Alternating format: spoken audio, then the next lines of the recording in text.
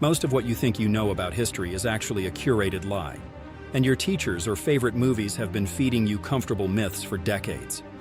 These aren't just small mistakes or minor details, but instead represent fundamental misunderstandings of our entire past. Today, we're tearing down the biggest historical fabrications that are still taught as facts in classrooms around the world.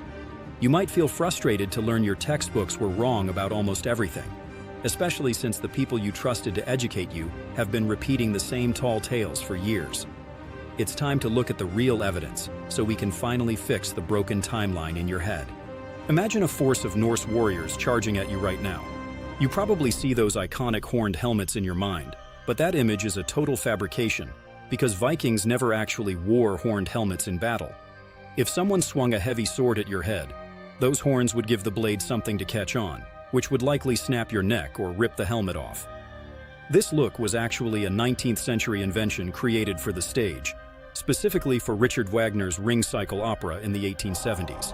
The costume designers wanted the characters to look more barbaric and wild, but real archaeological finds like the Geirmundbu helmet show that Norse warriors wore simple iron caps designed to deflect blows rather than look like a metal cow.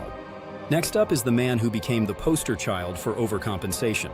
We've all heard of the Napoleon complex, which is the idea that short guys try to conquer the world because they feel small. But Napoleon Bonaparte wasn't short at all. He stood at 5'7", and while that sounds average to us now, the average Frenchman in the early 1800s was only 5'2". Because he was actually taller than most of his soldiers, the confusion only started because French inches were longer than British ones at the time. The British took his recorded height of 5'2" literally and used it to mock him in newspapers, even though his nickname, the Little Corporal, was a term of endearment from his troops rather than a jab at his height. British propaganda just ran with the tiny tyrant narrative to make him look less threatening to their own people. Now, did you know Thomas Edison didn't actually invent the light bulb? This is one of the biggest lies in science history, and while Edison was a brilliant businessman, he definitely wasn't the first person to come up with the idea. A British chemist named Joseph Swan had a working prototype years before Edison, and Swan even had his own house lit by these bulbs while Edison was still tinkering in his lab. Edison simply found a way to make the filament last longer and used a superior marketing strategy to win the public over. He bought up patents and refined the design for commercial use until he and Swan eventually joined forces to avoid a massive lawsuit. They formed a company called Edison. But Edison took all the credit because he understood branding better than anyone else in the 19th century.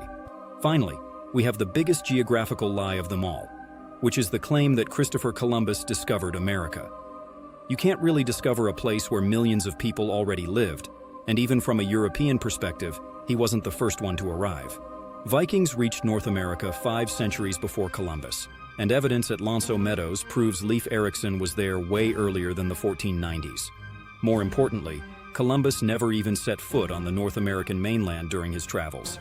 He spent his time in the Caribbean and Central America, and he actually died convinced he'd found a shortcut to Asia. Our modern stories are just 19th century writers trying to create a heroic origin story for the US, but wait until you hear about what really happened at the Colosseum. Hollywood loves to show gladiator matches ending in a bloody execution every single time, but that just isn't how the Roman business model worked. You have to think of these fighters like modern professional athletes or expensive corporate assets because it cost a small fortune to house, feed, and train them properly. If every match ended in a funeral, the training schools would have gone bankrupt within a month, so most fights actually used referees to make sure the stars survived to fight another season.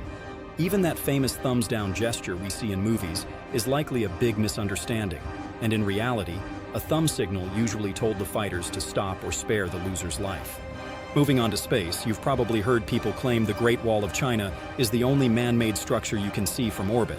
NASA astronauts have checked this out and confirmed it's totally false, noting that you can barely see the wall from low Earth orbit, and it's completely invisible from the moon.